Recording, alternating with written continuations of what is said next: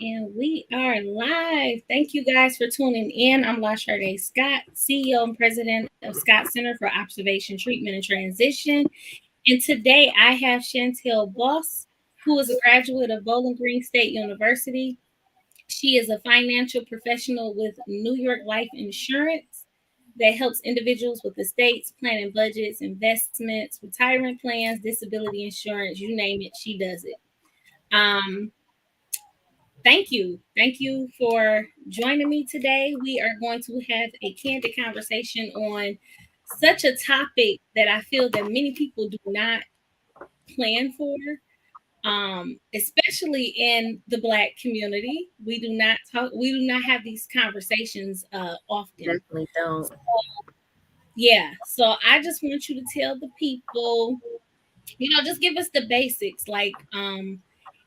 Before we get to death, Mhm. what are some things that we should be planning for? What are some things that we should know um, in trying to, get life insurance and things like that? Okay, so in regards to life insurance, first of all, you want to try to get it as young as possible because you want to get it while your health is intact. That's where you get your best rating.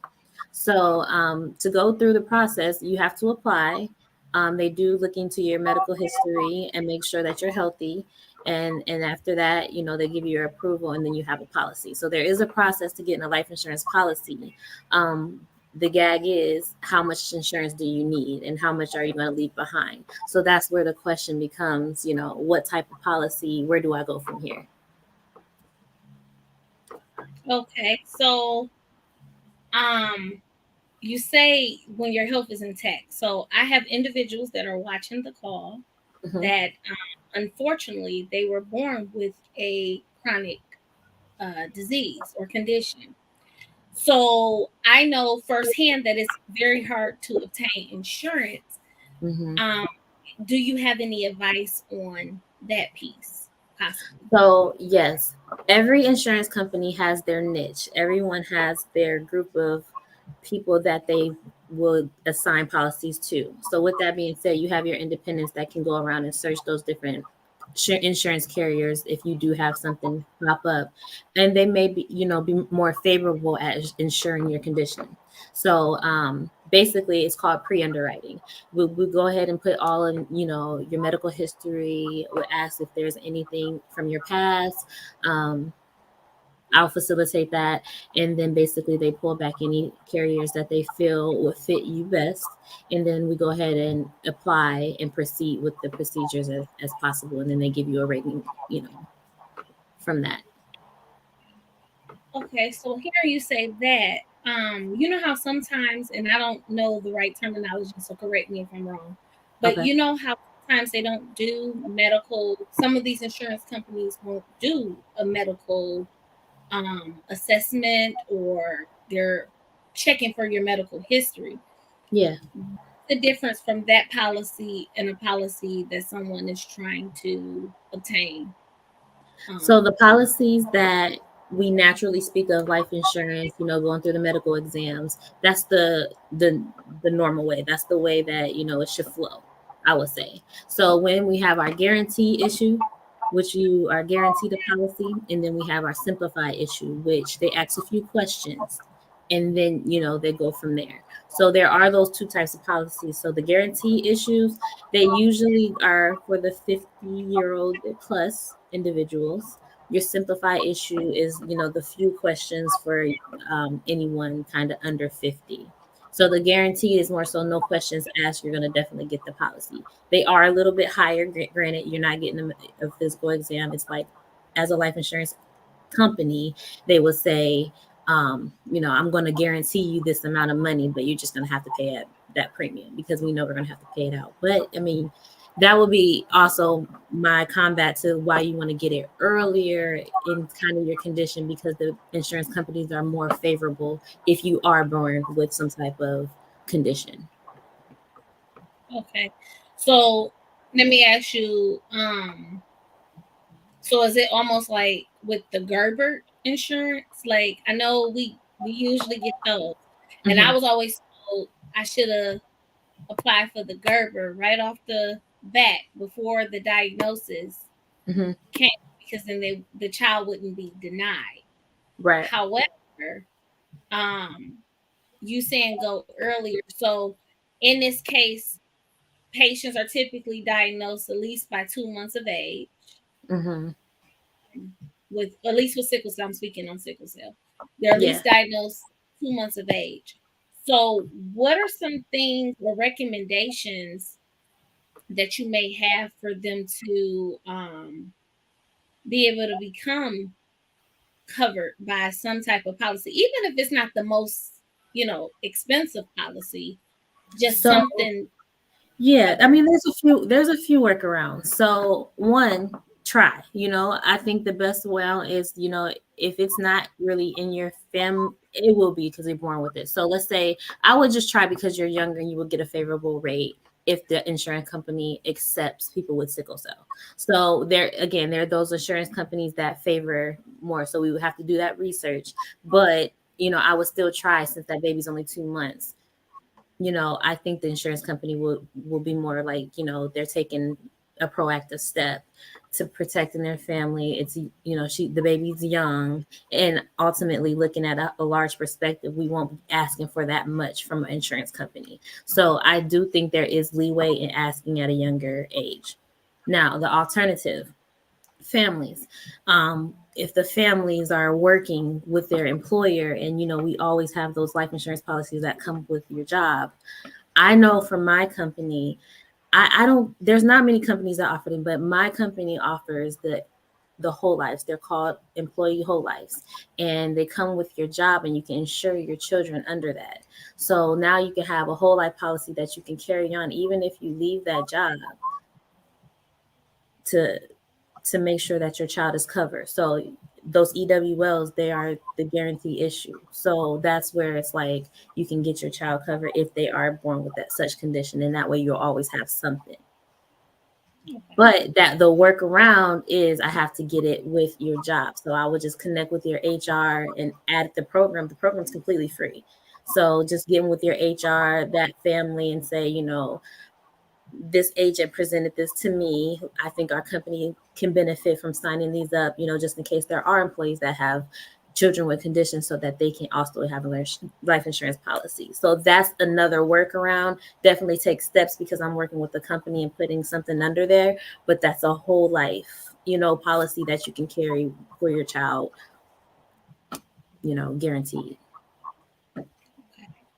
That's good to know. So tell the audience, what is the difference between the differences between the whole life term. Like, could you kind of explain that to the audience so we have a better understanding? Yes. So I always compare it to your process of rent to own and buying a home. So we rent a home, and all that time, your lease is up. What's 9 times out of 10 going to happen to your not your mortgage, but your rent? What's going to happen after that lease is up? It's gonna go up. All right. So we're talking about a term policy here. So after a while, after you have that term policy for a set amount of time, that policy does jump. And that is the bind that a lot of us are getting ourselves into. So let's talk about that real quick. Let's say you have a 20-year policy. Everybody tells you hurry and get this life insurance policy. No one really knows how much to get. They just get however much they can afford for the month, right? They have this set amount and they're going to pay it for 20 years. Well, let's say this person is 20 and they get this policy for 20 years. At 40, life happened. I've had some doctor's visits. Who knows? I may have kids. That may have caused some types of problems. Now we're at more risk of more health issues, is what I'm trying to say. And even that policy right there, it just jumped times 5. So now the policy that you have, you're either going to pay. So let's say that policy was $20. Let's be more realistic. Let's say $30. We times that by 5. That $100,000 policy term that you're paying for $30, and you're now paying 150 for it. Mm. So the same policy, you don't get any value out of it. Anything that you put into that policy, it's it's gone. Like let's say something in your house breaks, if you're just renting, that you don't get that equity that from that fixture. You just fix it and then you continue to pay your rent. And then you have risk of your rent going up because, whatever the market, whatever the case may have been. So we want to hurry up and get into a home house. That way, if we add like, a pool, a deck or something to our home, we're adding value to the house. If we get the roof fixed, now, everything is going, the equity of that home is now gaining value. So now we can prepare to have something forever where the house is paid off. And now when we're in that retirement round, we're prepared to use that money to live. So now I'm kind of going into describing what the benefits of a whole life policy is, and what describes a good whole life policy. It's what happens what happens if you naturally die, you get that money. But what happens if you decide to quit the policy? What do you get out of that? The cash value. And then what happens in retirement? What happens if you don't die? You just paying on this policy. Where's that money going? Well, now you can help me with retirement. What happens if I become disabled? Well, they have a rider on your policy where if you become disabled, New York Life will pay for your policy, and not just New York Life, but the other companies that I also write for too. They'll pay for the policy. So now, let's say the day you put the application in, something happens and you're now disabled, New York Life has to pay for your premiums as long as you're disabled. So now it's even more of an investment. So that's where I'm starting to talk to people about the whole life and putting in that actual thought to prepare a plan. You rent to own. You only term policy until you convert to a whole. So you're able to convert to a whole. So now we're also talking about the cash value aspect of it and why we're using this vehicle as such. Well, with life insurance companies, in the very vague term, I guess this is just the conceptual way that I can explain it. But what makes a good life insurance company is the policyholders that pay the premiums. The premiums are used to pay the insurance company's bills. If they have a lot of policyholders, they have a lot of money to pay left over after they pay bills to put back into the policyholders, and what I'll describe as dividends, right? So now you got a lot of this interest on top of the cash value back into your policyholder because you're with a good company. But if that company does not have a lot of policyholders, they barely have enough to pay their bills, they don't have much to give back into their companies. So that's where you get your companies that give you more cash value than the other. So that's where you're determining, what it's they have a financial strength. If you have Moody's, you have Standard, what is it, Moody's, Standard & Poor, all these different types of financial rating systems to tell you what financial standing your insurance company is in. So those are some things to consider. Yeah. Okay. So here you say, I heard you mention the writer. So Yes. my question is, do you know off the top of your head any policy or agencies that will allow writers with a chronic disease to be? Do you No. know any? None at this time. No, because that would be having the policy. The rider is just attachment of the policy. So you got to get the policy before you can customize it with the rider. So you would have to go through the EWL way. But even then, you can't be guaranteed that you'll be approved for that disability waiver because that's a high risk. Okay. And I Yeah. think that's the issue with a lot of the patients that I serve. Um, I think the problem is, and this is kind of why I brought you on, because we don't have these conversations a lot. Yeah. It's really hard for individuals with the chronic um, disease to be able to find a policy. That's just finding a policy, right? But then when they do find one, I'm pretty sure it's relatively high. So, So yeah. I'm trying to find a way where I'm able to help patients, Work around. It's with yeah, the some way. families. It's with the families. So it's utilizing the families and their jobs to get those benefits onto their work program so that they can still have that policy when it carries over.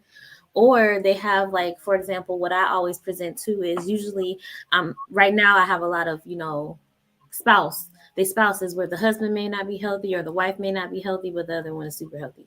So it's called custom survivorship policies, and they build up a little bit more cash value. They are a little bit more expensive, but if you think of it as in the two and you split them up, it's all in the same. And at the same breath, you're building up that cash value and enough money so that you can pay for any expenses that your family may need. And then you strategize it. So what I didn't explain was the different four ways to save. So there's four ways that you can kind of save your money. And to skip the whole speech, life insurance is one of the best ways that you can get as much money, for what you put in. So that's why I'm hounding down on that cash value aspect of everything, because that cash value is what we're going to use to help pay for the expenses that you would need for your family should something happen, or should you need to pay for, different types of, expenses in regards to the conditions. Okay. That makes sense. It's all in strategy. So it's all in your strategy. It's all in your plan and understanding how to use the policy. So you said this was companionship. What did you say This it is was a called? custom survivorship. Okay. Now, I just want to make sure I understand. Yep. Is that considered, that's not term, right? Or is that So term? That's this considered. will be a whole life. So term does not build any cash value. Term is just like rent, and you paying for nothing. Okay. I just want to make sure that's good. Okay, so good. So I'm learning something here. So could you explain to the audience the difference between a trust and a will, and which one do you think is more beneficial? I'm gonna put you on hold 1 second and get my little flyer, okay? Okay. Okay.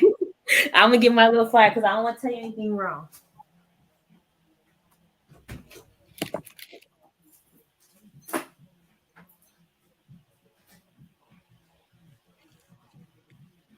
And audience, while she's doing that, you're more than welcome to ask questions. I don't have all the answers for life insurance and all of those things, but it's just nice to have these types of conversations. I just think that we just need to be sharing this knowledge within our community so that you're prepared when that time comes. So I want to be clear that I don't necessarily help with the trusts and wills. I just coordinate an attorney, and she is the professional that will help you more so on understanding. But that Yeah. does come into the topic when we're talking about beneficiaries and your beneficiaries understanding that they are the beneficiary of your policy, and should something happen to you, what to do, who to contact, where to go. Because oftentimes there's a lot of policies that we can't get a hold of the beneficiary. The beneficiary doesn't know who to call, so there's this money that this family can have, and no one knows where to put it to, and it just stays with the insurance company. So that's half of the battle right there. And that's just with me. But then we're talking about the trust and the will. With that custom survivorship, you have to be 18 and older. So that's where I'm talking about strategies with the family and making sure that cash value builds up enough, for the child should, they need anything. So I wanted to start there. And then also, if you're under 18 and people, which they normally do, try to leave all of the money to their kids. If that kid is under 18, that goes to probate. Okay, and Yeah. that's court. That's courts. So Yeah. let's get into it. With a trust, there's no estate tax savings. Trust assets are included in the grantor's gross estate and subject to estate tax. I'm just going to go through trusts right now. So the income tax during life, the grantor pays tax on any income generated from the assets held in the trust. So you're paying on the trust. Okay. Substantially all of the guarantor's assets must be retitled into the name of the trust. So you have to make sure that everything is arranged naturally. A pour over should also be executed. The pour over will provide that any assets not in the trust name will go to the trust upon the testator's death. So I don't know too much more about the pour overs, but you just got to make sure that that's assigned. I will leave it at that. With the trust, with an estate, in regards to the pour over, you don't need any other documents. So that's kind of where I go from there. For the probate, trust assets are not subject to probate. So that's good. Um, Privacy, generally, trust assets and beneficiaries remain private. So, although a trust is not filed in court, some institutions may request a copy of a trust before any account may be opened. Um, Multiple probate proceedings may be avoided for real estate in held in more than if it's held in more than one state.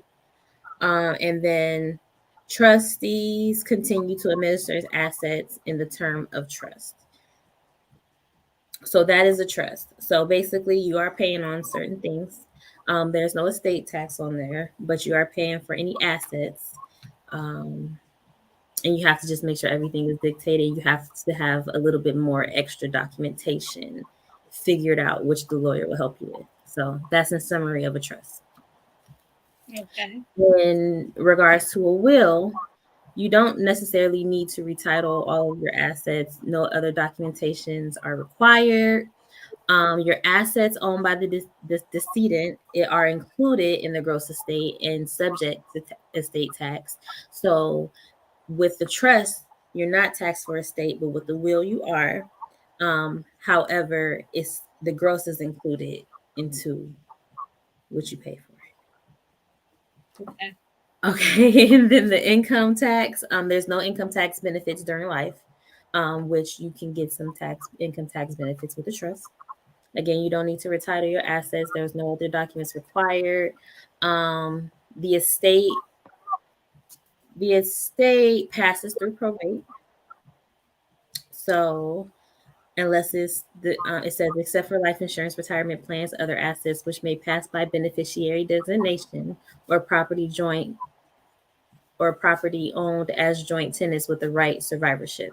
So the estate passes through probate, means it goes to court, but the beneficiary does have a right to talk if they have a policy or if it has any type of other designation or designed something written, basically. It won't go through probate. Privacy, the estate remains private until death. So that's good. Trust, it can remain private, but it of course can request a copy, but not with the will. And then the executor must wait until the will is probated to begin estate administration. Assets such as life insurance or retirement plans pass directly to the beneficiary. So no questions asked, basically. Okay. So yeah, there's I mean, and then I have like the fees and stuff like that. So with the fee, setting up a trust and transfer assets may incur, the legal fees, and fees also may happen to transfer any assets that may have to be poured over or something like that. And with the will, upon death, legal fees are generally incurred to probate the will. In some states, the fee is a percentage of the assets. You explained that, so appreciate it. Yeah, I just have like a whole flyer that I just hand over because I'm like, I'm not the professional when it comes to wills and trusts because there is certain things, but that really just depends on what you got going on. Yeah. So I left this comment up from one of our viewers because I wanted to make sure you addressed it. What's the point of term life insurance if you're paying for no reason? I wouldn't say you're paying for no reason because you definitely get more. You get more face value for less. So you pay for the same reason that you're not ready to own a home. You pay for it until you're ready. You're getting ready. You're developing yourself. It's a lower monthly.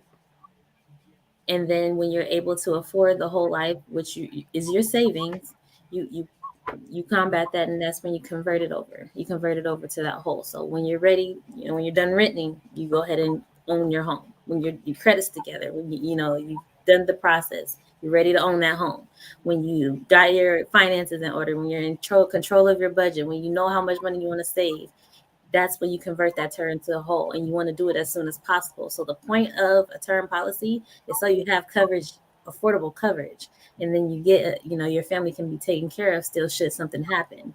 And then you convert that over to a whole life so that you can prepare for now your future. So you don't want to pay for no reason. You want to put that savings into a place where, now we're retirement planning. Like, we talk a lot about Social Security, and we don't even know if we're going to have it when we, by the time we get there.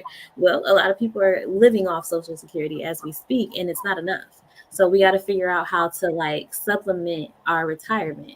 So a lot of people use life insurance policies to supplement their retirement, and that's what I sell actually. So that's exactly how I talk to people, because when we're developing like as a financial plan, when I'm coming up with their actual goals in life, people are planning for short term. They're not, the short term eventually becomes long term. And we're all planning for all these short term goals when we can't even see the long run. So that's what I show you. And then we figure out a better plan. Yeah. That's how it goes. Well, you explained it. She said thank you. You're welcome. Explained it for her to understand. So what are some other things that we should be privy to when trying to obtain a policy? Yes. I would say when we are visiting our doctors for our checkups, and the doctor asks, is there anything bothering us? um I wouldn't, let's not say that we're being dramatic. Let's not say that. We don't want to be dramatic. We don't want to be dramatic to our doctors to make it seem like there's something wrong with us, because you know so oftentimes we go to the doctor and we're like, well, I'm just going to get that prescription, just in case should I have some issues. Well, when you're going to give a life insurance policy, the life insurance company looks at it as, this doctor prescribed you a medicine and you did not take that medicine. Whether the case may have been, you just got it just in case, or whatever the case may be, the life insurance company is like, this professional gave you advice and you decided not to take it.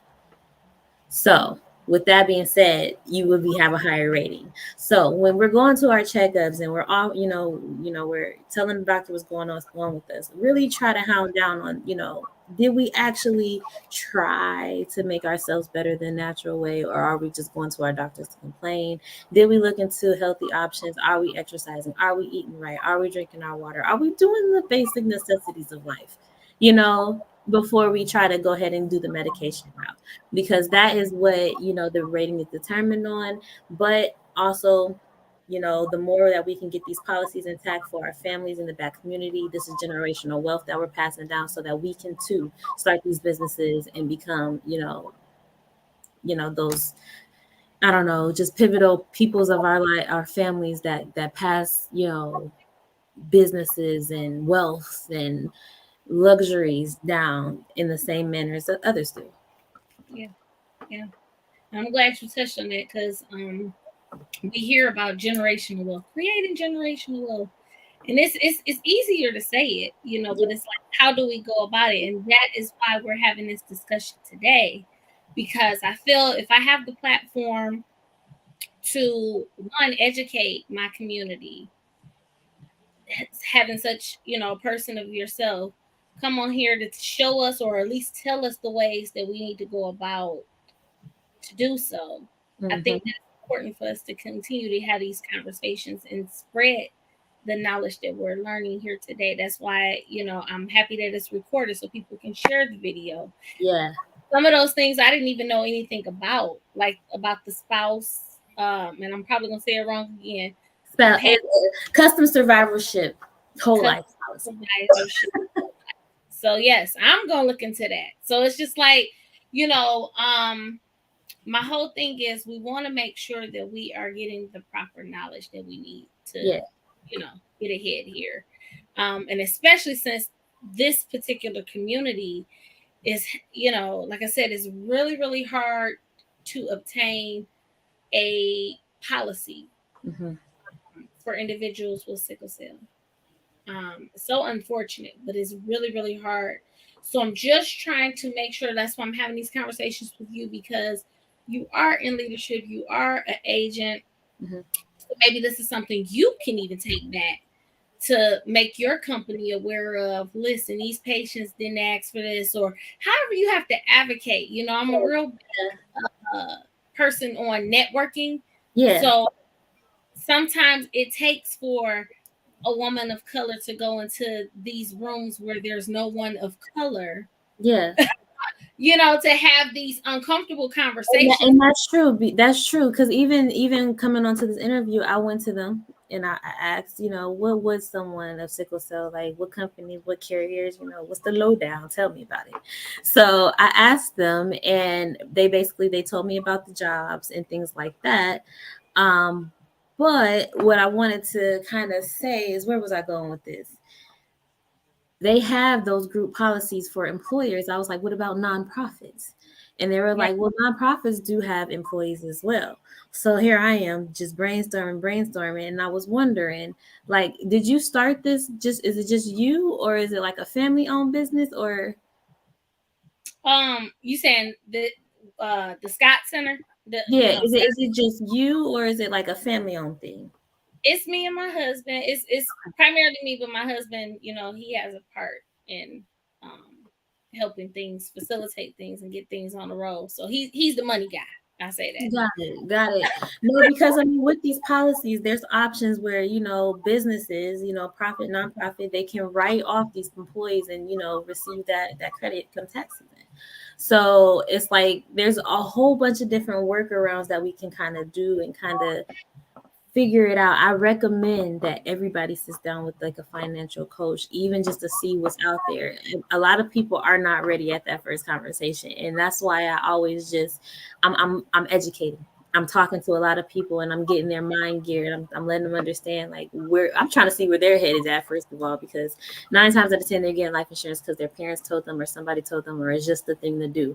But nobody knows how to use it the proper way or determine the actual amount that you would need, because I know for me as an agent, it puts me in a predicament when I'm talking to a client and they're just like, whatever I can get, just give it to me for $20 a month. And I'm just like, okay, so should something happen to you and I got to give your family this check, this amount for $20, are they going to hate me or are they going to love me? Like, did you prepare your family or did I just give them chump change? Like, what did I just do for you? What are you paying for? So that's Right. where I really get people to sit down and think, or most importantly, who's your beneficiary? A lot of people say their kids, and they're like, "Well, I'm here by myself. I don't have anyone." People, usually want to just give everything to their kids, and I'm just like, "Well, it will have to go to court if your baby is not 18 yet." And then they're like, "Well, I just genuinely don't know." So there's different options. There's different riders. There's different things that you can do, to make sure that is set, and I'll coordinate that. But it's just, have you thought about it? How much money is going to be left behind? How much is that family going to need? That family is going to, your child is going to now need, a little bit more attention. They lost like a mother or a father, that child is going to need a little bit more attention psychologically. So, that family is going to need a little bit more support. They're going to deal with a lot of different challenges because now they're taking care of your child, and now your child or their child has to deal with different types of relationships. Maybe your child now needs, psychological issues. Maybe that child's feeling, some type of different love event. Who knows what could happen? It's just a lot of different stories you want to make sure it's set behind, but have you figured it out? Have you sat down? Have you really thought about it? And that's what I kind of coach people through. I'm talking people through because no one thinks about it. So, do you have a checklist that could potentially help families make these decisions? I have kind of a guideline, I would say. Let me see if I can pull it up for you. I want to see if I got a cash. No, I can't share my screen on here, huh? You should be able to, maybe. Let me see. I don't want. Let's. There's a project button down there. I don't know if you're able to see it on your end. I won't share my screen. I basically just say it's just like estate planning, it's protection planning, retirement planning, and legacy planning. Those are like the 4 planning things that you kind of want to make sure that your family is. And I do have like, Break different them skills, down but for break break. them break them down. I heard you say it. So start with the first one. What do you? So let's do it. I'm trying to get my notes here. I don't know. I let me let me go. 1 second. Once again, audience, I see you guys are viewing. If you have any questions, please ask. This will be the time. Um, I just want to make sure that I'm doing a service for you and you get the questions that you need answered. For sure, for sure. Let me make sure I get to the full circle.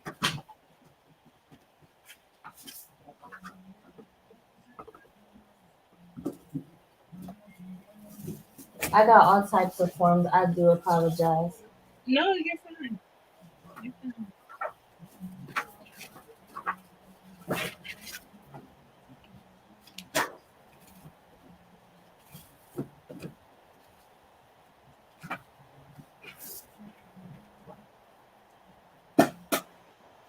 I wanted to go into the legacy planning, protection planning, retirement planning, all of Mm-hmm. that stuff. But basically, it's all saying everything in the life insurance policy. So when I was talking about, what determines a good life insurance policy, what happens if you live, what happens when you die, what happens if you become disabled or need to quit the policy. And then, what happens if you continue to, supplement that retirement, what are you going to do with that extra money? How are you going to facilitate that? So with all of that planning, you have different types of products. You have your investment. We're talking investments now, because I mean, ultimately, I just kind of describe life insurance as a vehicle to save your money.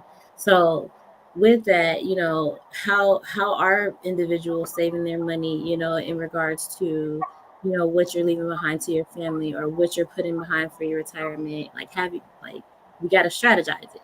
So now we're talking into the annuities. And people using those annuities. There's some types that you can't touch until you're 59 and a half, and you can build up your social security. So every time you would get like a lump sum of money, or have some type of money where you can contribute, you're just putting it into a vehicle where you can get more interest on the money that you already have. And then you're building up this cash value, which is tax free. And I think that's like one of the major points that I probably didn't even touch on as much. The cash value that you build up is tax free because you're paying on it with after tax dollars. So now you have this money that you can use as liquid cash, and you can move it into that annuity product. This cash you're building up, they call it a poor man's Roth, because that you literally can start your savings off of nothing. So now you're starting your savings off nothing. You build up this cash, and now you can move that into a vehicle. And if you're a risky, it depends on if you're a risky or conservative type of investor, but you can throw that money into the market where you can get the interest on that. I know a lot of people are afraid of market crashes, but I've looked at the charts and I've seen it crash maybe 2, 3 times in my lifetime. But other than that, it's up there, and you get a lot of interest on your money, and that money does grow where you can also use that to supplement your retirement. So the key is moving that money and putting it into vehicles where you can get the most bang for your buck without having to pay for the taxes. You have your money markets, you have your CDs, you have the money that you just saving out your check and putting it to a bank account where you're not getting any interest on your money. You're getting less than 1%. So it's those different vehicles. But like, as I just explained, 9 times out of 10, we only know to just save money out of our check and put it in our bank accounts. That's the way we save money. A lot of people aren't really educated on the other ways. And if we are, what are the tax implications? Are we really saving as efficiently as we can? So that's another way to kind of juggle, like your actual investments. What are you investing in? How do you budget your actual money? How much can you afford? How much should you afford? So that's Yeah, that's where it's at. that is A handful, I know. a I'll be lot. I'll be like, yeah, anybody need life insurance policies? I just get them in the door. I just get them in the door and I walk them through. Yeah, it was definitely a lot to take in today, but very this conversation was very needed and meaningful as well. I just wanted to make sure. So, you talked about uh not being able to touch certain policies until you're 59 and a half. Mm-hmm. Um, kind of expand on that just a little bit. Like why is that? Like what does that policy necessarily entail? So the policy that I'm talking about is specifically with New York Life. I don't want to give any names. I don't know the rules behind that yet. So what I'm going to say, what I'll say is for that specific policy, it is intended to set up your own Social Security. So with Social Security, you can't touch that until you are at least 62. So this one is just 59 and a half. So the benefit is, you get it a couple years early, but some people don't have that corporate job or that W-2 job. They're working for themselves where they need to set up some type of supplement and they're not paying into Social Security. Some jobs don't even pay into Social Security. So there's that. You just got you want to have something where you can throw money into so that you can start building up that monthly rate so that, for life, this is how much money I'm going to make on a monthly basis. And that's what you set up. Yeah. Yeah. And then those self-employed people, I'm in the disability insurance too. If something happens to you, who's going to provide for your family?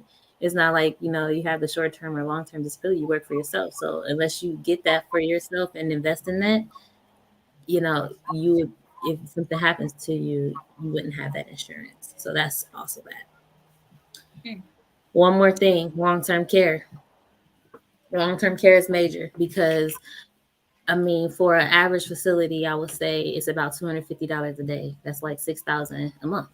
If you look at that on perspective, a lot of families are suffering because they have their families in these facilities where one, they don't necessarily care for the care that they're getting for their families. And they're expensive. It puts a financial burden on their home. So there is like policies where you have long-term care. Like if your family has a history of going into facility or even needing that in-home care, they should invest in the insurance policy for long-term care. And that comes with the whole life policy as well. And I'll explain the numbers and all that too. But that's also something to consider as we're looking at the whole entire package of, preparing and protecting your family. Yes. Yes. All great information. All great information. So I'm going to share a few things. First of all, if you are interested in life insurance, you want to follow Shantel. That's her at for Instagram. That's it. I got it down here, Shantel. You ain't even got to move. I put Awesome. it. It's on. So you can follow her on Instagram or you can give her a call at that contact number. But I'm gonna leave this up while I kind of leave you guys with a few things. So in preparing, for your loved ones, we want to make sure from what I heard from Chantel, this is what I gathered. So we want to make sure that we have a will or some type of trust plan set. We want to make sure that you can even do that as creating a living will. From what I heard, you want to make sure that you have life insurance, whether that be whole or term life. But we heard what Chantel said, term is the renting form, right?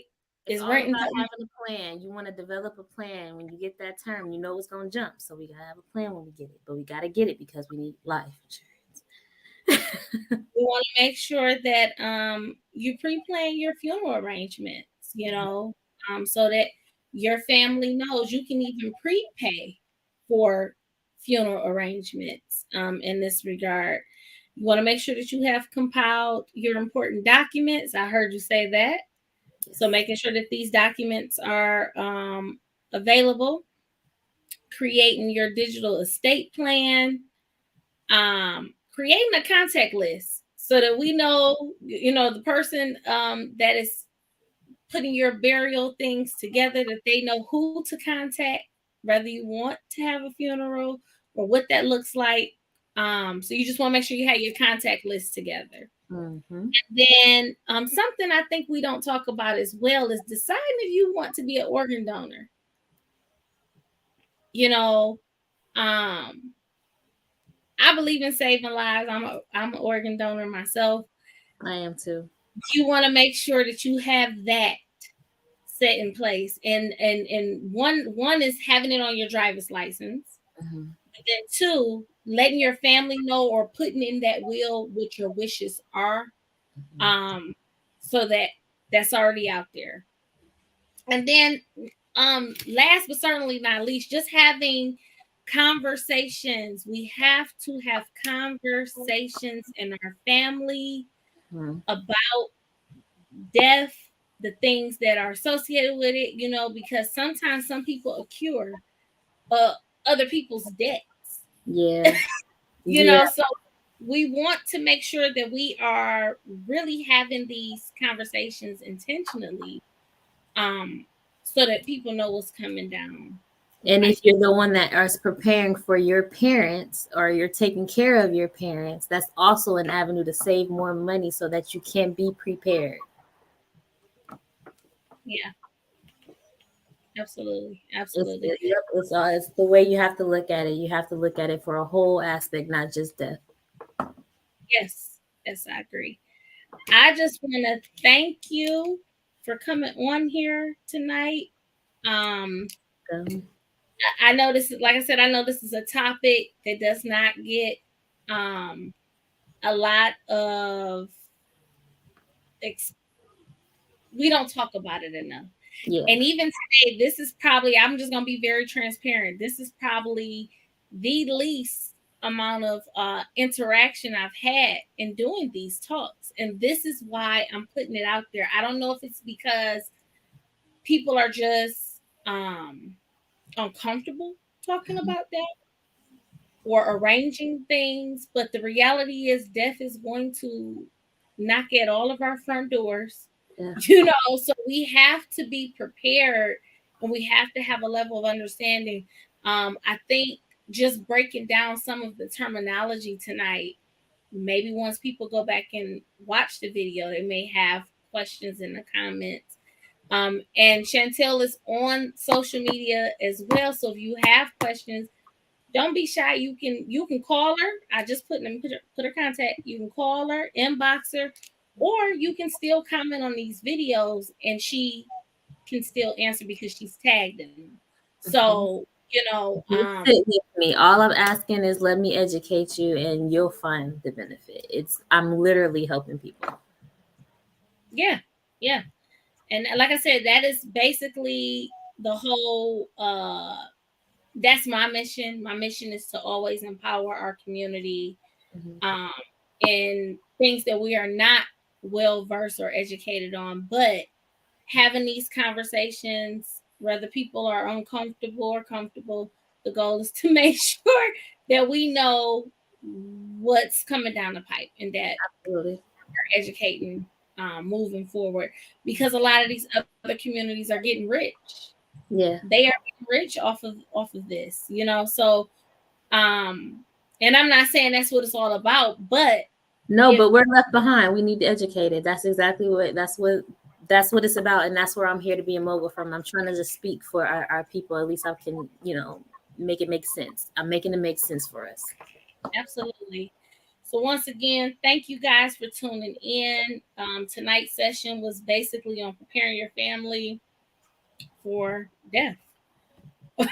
Death. Just protecting your family. Just preparing yourselves and your family. Yep. So I thank you guys for tuning in. Scott Center for Observation, Treatment, and Transition. Let's talk sickle cell. And thank you, Shantel, for coming on Yeah. and educating us tonight, breaking down some of this terminology. I really, really appreciate it. And like I said, I'm definitely going to check into some of these things for myself, Absolutely. see if they're beneficial. So I appreciate you, You're and welcome. you all have a good night. Thank you for having me.